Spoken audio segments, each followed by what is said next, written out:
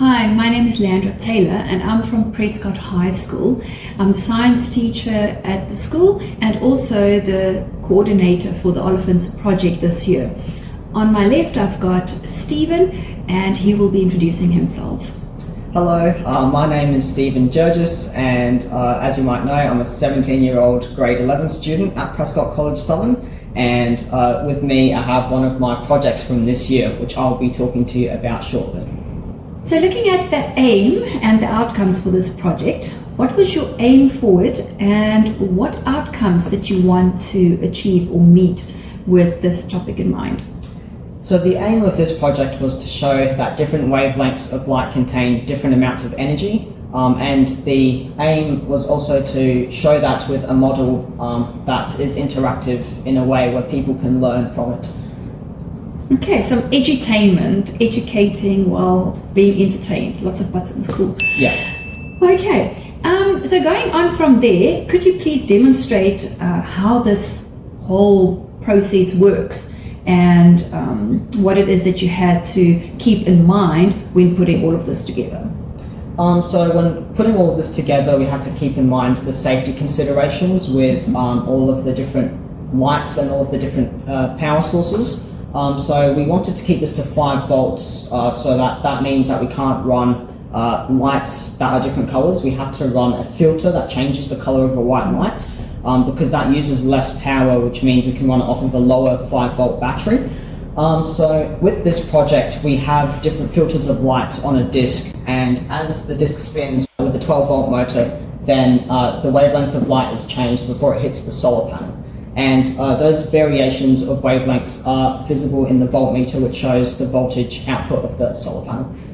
Okay, so Stephen, could you quickly take us through a dry run on how this would work, telling us what all the buttons are for and how you would demonstrate this to, let's say, the judges coming around to have a look at it, or getting them to do it on their own, because everyone wants to press a button. Yep. So tying back in relations to the safety considerations, we begin by having the emergency stop button off. So to allow the power to flow through the project, you want to disable the emergency stop button, and that activates the LEDs, which means that power is flowing from the 5-volt power banks into the project. To turn on the cooling fan for the motor, this switch over here activates that. So now the fan is on. And to turn on the motor, there's a momentary button over here which activates it. So when this is pressed, you can see the disc rotating, and as the disc rotates, depending on the amount of light from this torch, you can see the needle of the analog voltmeter adjusting itself. Stephen, was there any errors that you had to overcome or face in order to get to this point where we are today? Certainly, to make this project there were several errors along the way.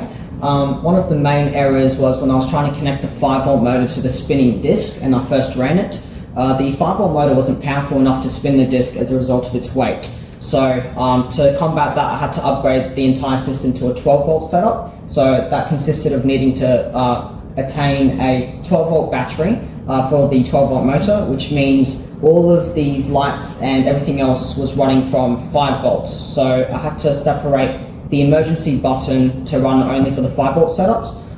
And to make the 12-volt spinning motor more safe, I put a momentary switch for it. So that way, when no one's next to the project, it's automatically off. Now, to obtain the best results possible, what optimum conditions would be a requirement?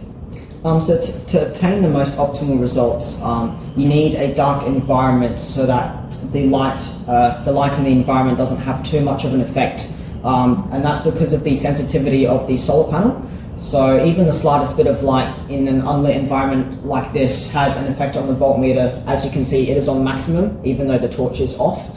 So to prevent that, we have a darker environment for the project, and that allows the solar panel to only detect the light from the torch.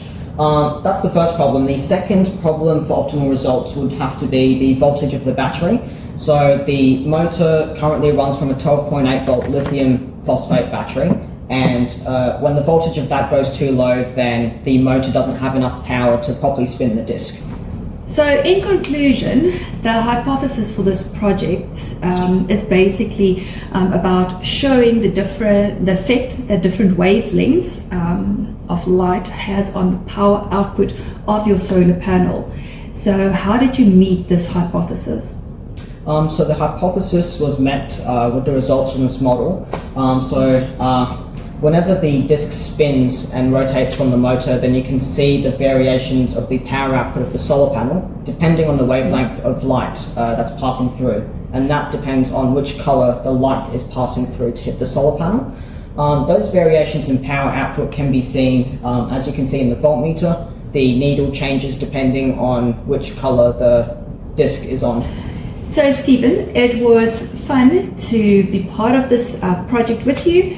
And it was really good to see your determination and all the effort that you put into this project. And I wish you all the best for it.